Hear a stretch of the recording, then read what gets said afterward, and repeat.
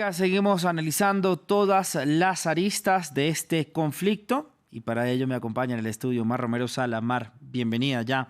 Miércoles, mitad de semana, y vamos a hablar de las tensiones entre Rusia y la OTAN, que no son para nada nuevas, pero su relación ha ido cambiando con el pasar de los años. ¿Qué debemos saber para entender este conflicto actual, Mar? Porque recordemos que Rusia se vio amenazada por la OTAN y por ahí también estalló todo. Exacto, es muy importante que entendamos cuál es la historia que une y que separa también estos dos bloques para saber qué es lo que está sucediendo hoy en día. Es por eso que vamos a empezar remontándonos al origen de la OTAN. Fue en 1949 que se creó esta alianza y se creó para agrupar a los países que consideraban la Unión Soviética una amenaza en plena Guerra Fría y poder ayudarse a defenderse los unos a los otros. Empezaron siendo 12 países y luego se fue ampliando en Europa, especialmente a finales de los 90 y a partir de los 2000, con los países que eran antiguos países de la influencia y de la órbita de la Unión Soviética. Posteriormente, los últimos que se han agregado han sido Albania, Montenegro y la República de Macedonia del Norte. Pero cabe preguntarse actualmente, en un mundo después de la Guerra Fría, ¿qué tienen en común estos países, ¿no? ¿De quién se está defendiendo? ¿Qué agrupa a estos países y a sus intereses? Pues según la misma OTAN, el objetivo es garantizar la seguridad y la libertad de sus integrantes. Mar, y entonces con toda esa expansión de la OTAN, ¿qué relaciones ha sostenido con Rusia?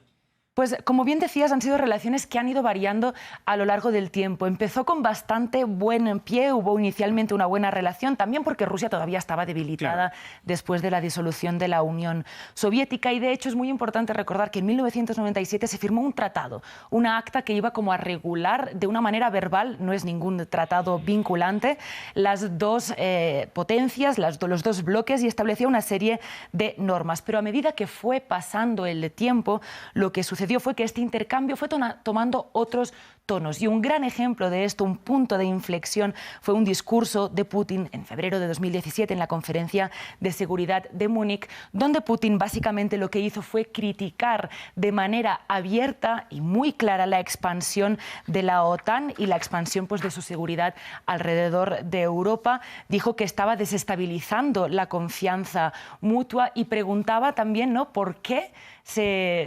estaban uniendo estos países y a quién iba dirigida esa expansión, una pregunta que sigue siendo vigente hoy en día. Por otro lado, hay una parte significativa del discurso que ven ahora también en sus pantallas y es que decía que Putin apelaba en ese discurso de 2007 a que el uso de la fuerza solo era legítima bajo las directrices de la ONU, de las Naciones Unidas, algo que pues deberíamos recordar todos en este contexto actual.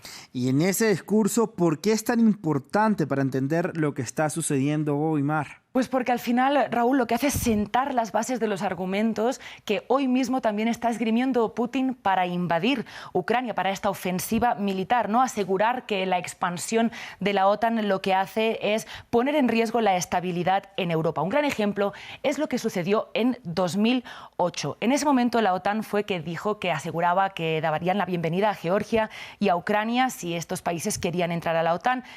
Ambos países habían manifestado esa intención y eso cruzó una línea roja para Putin. ¿Por qué? Pues porque, como ven en sus mapas, tanto Ucrania como Georgia son dos zonas como unos colchones entre las fronteras que hay actualmente entre la OTAN y Rusia. Ven en ese tono verdoso los países que antes eran de antigua influencia rusa y que ahora están bajo el paraguas de la OTAN y, en cambio, también ese telón de acero, ¿no? Es como todo eso es lo que Rusia considera que ha perdido y todo eso es lo que considera que Estados Unidos también, bajo este paraguas de la OTAN, se ha ido acercando a sus fronteras. ¿Qué significa eso? Si Rusia, por ejemplo, o si Ucrania entrara en la Alianza Atlántica, eso significaría que Estados Unidos puede llevar sus tropas hasta la misma frontera con Rusia, algo que también vemos que ya ha sucedido con las repúblicas bálticas y también, por ejemplo, los controvertidos escudos antimisiles que actualmente están en Rumanía y en Polonia y que pues para Rusia y para Putin les hace surgir esa pregunta, ¿no? ¿Por qué ese armamento en esas fronteras si se considera que no hay una amenaza militar? Y además Rusia prácticamente dijo que si Ucrania entraba a la OTAN había una guerra inminente. Así es. Mar, ¿qué pasó cuando Georgia, volviendo a la historia, intentó entrar a la OTAN? Pues es que es muy importante volver a la historia porque es un antecedente que nos sirve tanto para entender lo que está ocurriendo hoy en día. En Georgia hubo dos regiones que se declararon independientes después de la desintegración de la Unión Soviética. Es Abjasia y Osetia del Sur. Son repúblicas que son independientes de facto, aunque en principio son todavía territorio georgiano, y que se mantienen independientes gracias al apoyo militar ruso. Cuando en 2008 parecía que Georgia podía entrar a la OTAN en un futuro cercano, el gobierno georgiano como que se envalentonó y decidió intentar recuperar Osetia del Sur.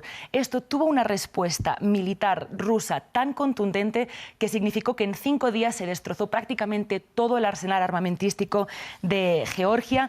Las armas rusas, las tropas rusas llegaron prácticamente a la capital, y esto es algo muy parecido a lo que ha pasado ahora con Ucrania. Nos resuena mucho, entonces también sirve para saber que desde 2008 sabíamos que cualquier amenaza para Rusia se convertía en una respuesta militar. Ahora hablemos de los intereses de la OTAN, de que entre a sus filas Georgia y Ucrania. Mar.